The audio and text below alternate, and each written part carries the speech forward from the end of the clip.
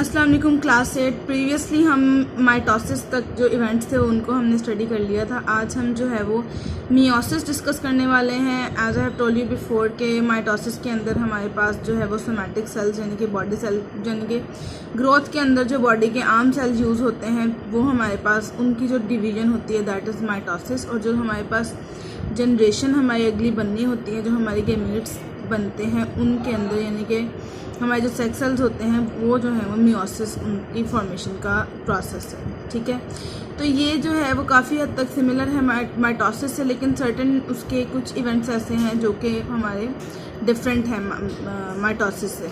तो वही आज हम डिस्कस करने वाले हैं। अगर इसको यहाँ से एक दफ़ा रीड करें, that meiosis is a process by which the nucleus of a cell divides twice to form 4 daughter cells। इसका और माइटोसिस का जो मेन डिफरेंस है वही सबसे पहली लाइन में उन्होंने बताया हुआ है कि क्या इनका डिफरेंस है कि उसके एंड में आपने देखा था कि उसके अंदर जो थे वो 2 सेल अराइज हुए थे, 2 सेल जो थे वो इवेंचुअली फॉर्म हुए थे, लेकिन इसके अंदर जो है वो बनेंगे 4। तो इससे आपको और एक बात मैं आपको और बताती हूँ कि जो इनका प्रिपरेटरी फेज़ है ना, इंटरफेस, वो दोनों के अंदर सेम है। ठीक है, प्रिपरेटरी फेज़ में क्या हो रहा था, क्रोमोसोम्स की डबलिंग हो रही थी। हम ह्यूमन की बात करते हैं अगर, तो 46 से जो क्रोमोसोम का नंबर था वो डबल होकर 92 हो गया था।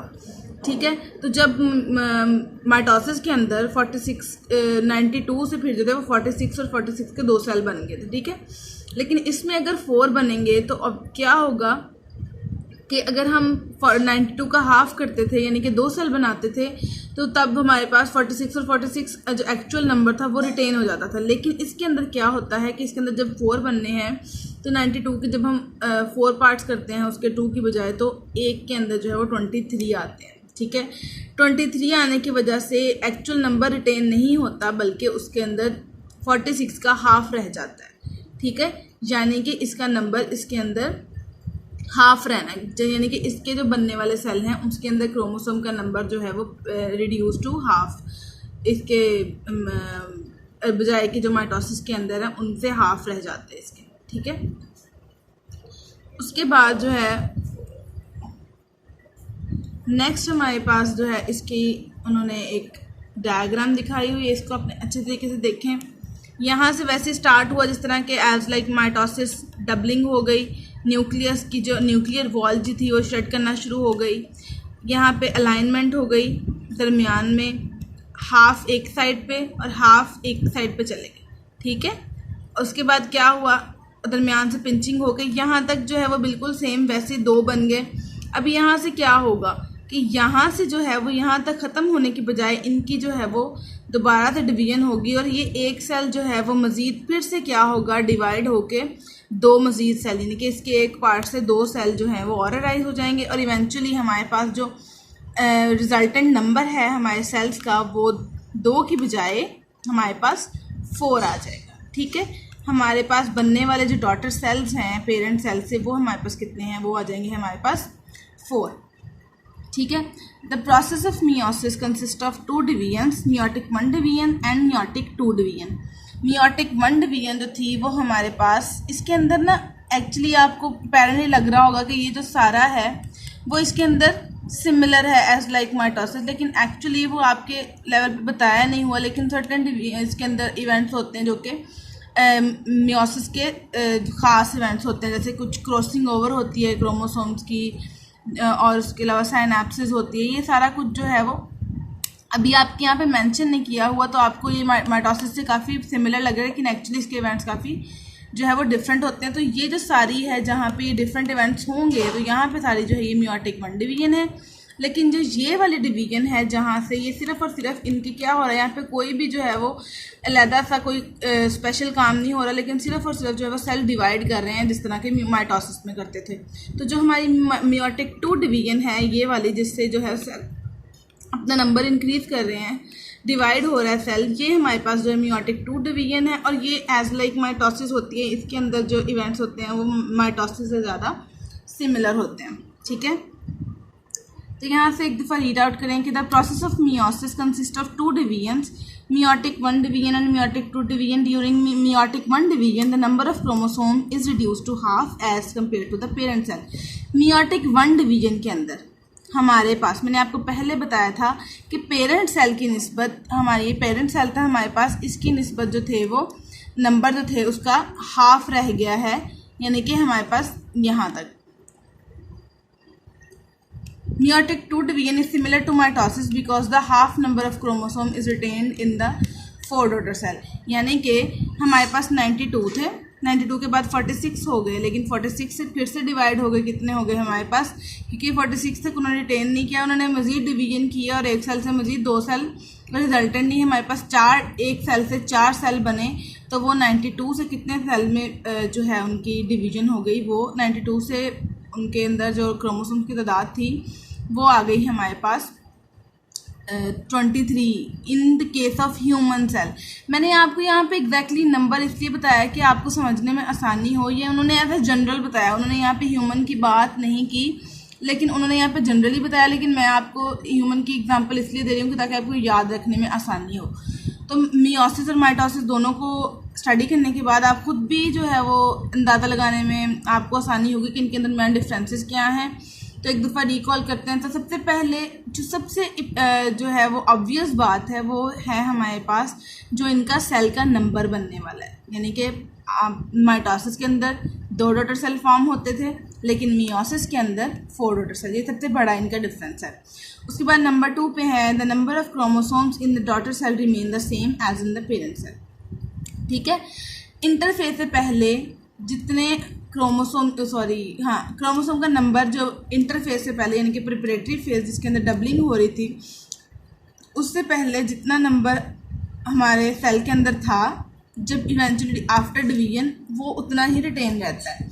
लेकिन जो मियोसिस होती है उसके अंदर क्या होता है कि नंबर ऑफ क्रोमोसोम जो रिजल्टेंट सेल्स हैं, डॉटर सेल्स हैं, उसके अंदर पेरेंट सेल से हाफ रह जाता है। ठीक है, माइटोसिस जो है वो जनरल, ये मैंने आपको बहुत दफ़ा पहले भी बताया हुआ है कि माइटोसिस जो है वो हमारे पास अक्सर होती है जनरल बॉडी सेल्स में, जनरल जो ग्रोथ के अंदर टेक पार्ट करते हैं। लेकिन जो मियोसिस है ये गैमीट्स बनाती है। ठीक है, गैमीट्स यानी कि हमारे सेक्स सेल्स बनाती है जिन्होंने नेक्स्ट जनरेशन जो है वो बनानी होती है।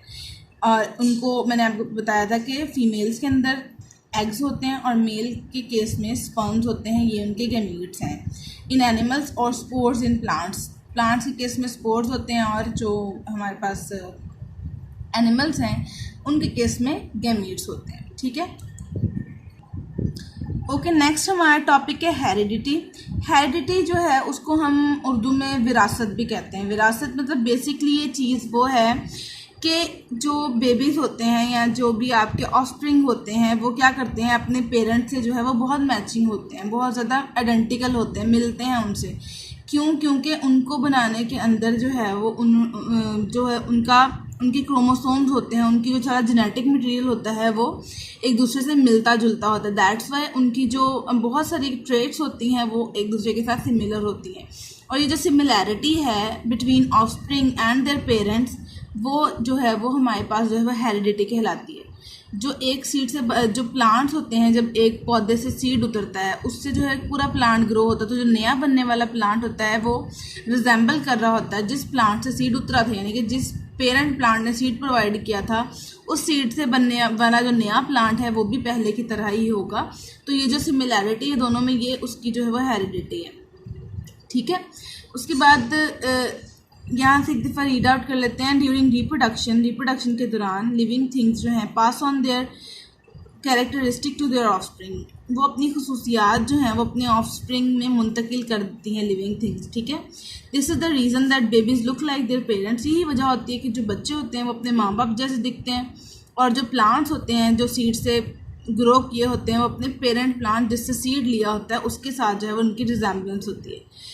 अब हेरिडिटी बेसिकली क्या है, अगर हम डेफिनेशन की बात करते हैं तो transmission of characteristics from parents to offspring is called heredity. ठीक है, जो खसूसियात की मुंतकिली है उसको हम जो है उसको विरासत कहते हैं। ठीक है, यानी कि ट्रांसमिशन जब होती है कैरेक्टर्स की, जब उनके डिफरेंट ट्रेड्स की एक ऑफस्प्रिंग को मिलते हैं पेरेंट्स जैसे, तो उसको हम जो है हेरिडिटी या फिर विरासत कहते हैं। कैरेक्टरिस्टिक सच एज, कौन कौन से ट्रेड्स हो सकते हैं उनकी एग्जांपल दिए यहाँ पे उन्होंने। कलर ऑफ आइज हो सकता है, स्किन कलर हो सकता है, हेयर कलर हो सकता है, फ्री और अटैच्ड ईयर लोब्स। फ्री और अटैच्ड ईयर लोब्स का मतलब कुछ लोगों की कान की लौ जो होती है वो जुड़ी होती है, कुछ की जो है वो आज़ाद होती है, इससे ये इनकी मुराद है। हाइट, कद, इंटेलिजेंस, उनकी जहानत, ये सारे के सारे ट्रेड्स जो हैं ये जो हैं वो ऑफस्प्रिंग्स को उनके पेरेंट्स से मिलते हैं, ठीक है। Are the examples of the characteristics that are transmitted from parents to offspring and are called heredity characteristics. और ये सारे के सारे जो विरासती खसूसियात हैं ये वो ट्रेड्स हैं जो कि one can get from his और हर पेरेंट्स, कि अपने माँ बाप से जो हैं ये चीज़ें जो हैं वो हासिल करते हैं। ये खसूसियात जो हैं उनमें उनके माँ बाप से काफ़ी सिमिलर होते हैं, उनसे उनके अंदर मुंतकिल होती हैं। तो ये हमारा टॉपिक है हेरिडिटी का, यानी विरासत। ओके, ये उसी हेरिडिटी वाले पार्ट का जो है रिमेनिंग पार्ट है। इसके अंदर पहले हमने हेरिडिटी कैरेक्टर्स की बात की थी, अब हम इसके अंदर कुछ वेरिएशंस की बात करते हैं कि ऐसा तो होता है कि बहुत सारी चीज़ें जो है वो ऑफस्प्रिंग्स की पेरेंट्स के साथ रिजेंबल कर रही होती हैं, उनके साथ मिलती जुलती होती हैं, लेकिन कुछ जो होती हैं बिल्कुल चेंज होती हैं। वो उनकी अपने माँ बाप के साथ जो है उनके साथ उनकी कॉरेस्पॉन्डेंस नहीं होती। तो उनके बारे में हम क्या कहते हैं, वो जो खसूसियात होती हैं जो नहीं मिल रही होती, जो रिजेंबल नहीं कर रही होती पेरेंट्स के साथ, वो जो खसूसियात हैं वो हमारे पास कहलाती हैं वेरिएशंस, ठीक है। We know that children possess many features similar to those of their parents, but they also differ from their parents in certain aspects. उन्होंने कहा है कि बहुत सारी चीज़ें जो हैं वो बच्चों की अपने माँ बाप से मिलती हैं, लेकिन कुछ चीज़ों में डिफरेंट चीज़ों में वो अपने माँ बाप से मुख्तलिफ भी हो सकते हैं। तो ये जो है similarly brothers and sisters show differences in many characteristics. जो बहन भाई होते हैं एक ही पेरेंट्स से बनने वाले डिफरेंट ऑफस्प्रिंग्स जो होते हैं उनके अंदर भी बहुत सारी सिमिलैरिटीज़ हो सकती हैं, ठीक है, लेकिन बहुत सारी जो है उनके अंदर मुख्तलिफ भी हो सकते हैं कैरेक्टर्स, बहुत सारी खसूसियात मुख्तलिफ भी हो सकती हैं। तो difference among members of a family और a species are called variations. एक ग्रुप ऑफ एनिमल्स जो हैं जो इंटरब्रीडिंग होते हैं, जो आपस में ब्रीडिंग कर सकते हैं, उनको हम स्पीशी कहते हैं। और जो ह्यूमन है वो एक स्पीशी है। फॉर एग्जांपल कोई भी जो एनिमल है या प्लांट है वो कोई भी एक स्पीशी हो सकता है। तो उनके जो मेंबर्स हैं उनका आपस में डिफरेंट होना या फिर एक ही फैमिली के अफराद का एक दूसरे से डिफरेंट होना, ये जो हमारे पास है वो हमारे पास जो है वेरिएशन कहलाता है, ठीक है। Beneficial variations help organisms to adapt their environment, have greater chance of survival and continue their race, ठीक है। वेरिएशंस जो है वो बेनिफिशियल होती हैं बहुत दफ़ा, like most of them are beneficial variations. और सबसे बड़ी बात जो है वो ये होती है कि अल्लाह ताला ने हमें एक दूसरे से मुख्तलिफ इसलिए पैदा किया ताकि हम पहचाने जाएं। हमारे बेसिक चीज़ें एक कैरेक्टर्स एक जैसे होने के बावजूद हम एक दूसरे से बहुत ज़्यादा डिफरेंट दिखते हैं, ताकि हमारी जो है पहचान हो सके अमंग डिफरेंट ऑर्गेनिजम्स। और यहाँ पे जो मेंशन है वो दो चीज़ें उन्होंने बताई हैं कि अडेप्ट करते हैं अपने इन्वायरमेंट को। तो जैसे कि हमारे ये कहा जाता है कि हमारा जो स्किन कलर है, ब्राउन पीपल जो है यहाँ पे क्योंकि गर्मी ज़्यादा होती है तो हमारे पास, ताकि हम धूप से ज़्यादा एक्सपोज होते हैं और हमें उतना ज़्यादा फ़र्क ना पड़े, इसलिए हमारा जो कलर है वो मोर ब्राउनिश है वाइट पीपल की निस्बत, ठीक है। इसी तरह से जहाँ पे कोई भी ऑर्गेनिज्म रहता है वो उसके अंदर वेरिएशंस आती हैं और वो उस इन्वायरमेंट को अडेप्ट कर लेता है और वहाँ पे रहना उसके लिए आसान हो जाता है, अपने अंदर उस तरह की चेंजेस पैदा कर लेता है। तो that's why beneficial variations are very important for their survival, वहाँ पर जिंदा रहने के लिए और अपनी नस्ल को आगे बढ़ाने के लिए उनके अंदर वेरिएशंस जो होती हैं। रेस पता है, जैसे कि वाइट पीपल अलग होते हैं, हम ब्राउन पीपल अलग होते हैं, जो अफ्रीकन होते हैं जिनको हम क्या कहते हैं ब्लैक नीग्रोज जो होते हैं उनकी रेस जो है अलग होती है। यानी कि जब वेरिएशंस आती हैं और डिफरेंट रेसेस बनती हैं, डिफरेंट नस्लें हम देख पाते हैं, तो ये जो है वो सारी की सारी बेनिफिशियल वेरिएशंस है जिनकी वजह से इंसानों के अंदर डिफरेंट जो है हम तखसीस कर सकते हैं, उनकी स्पेसिफिकेशन देख सकते हैं, ठीक है। ये आपने हेरिडिटी तक जो है वो इसको अच्छे तरीके से पढ़ना है, माइटोसिस और मियोसिस का डिफरेंस देखना है और उनको जो है वो अच्छे तरीके से रिकॉल करना है। तो नेक्स्ट लेक्चर में जो है हम बेसिस ऑफ हेरिडिटी से जो है वो नेक्स्ट कैरी ऑन करेंगे।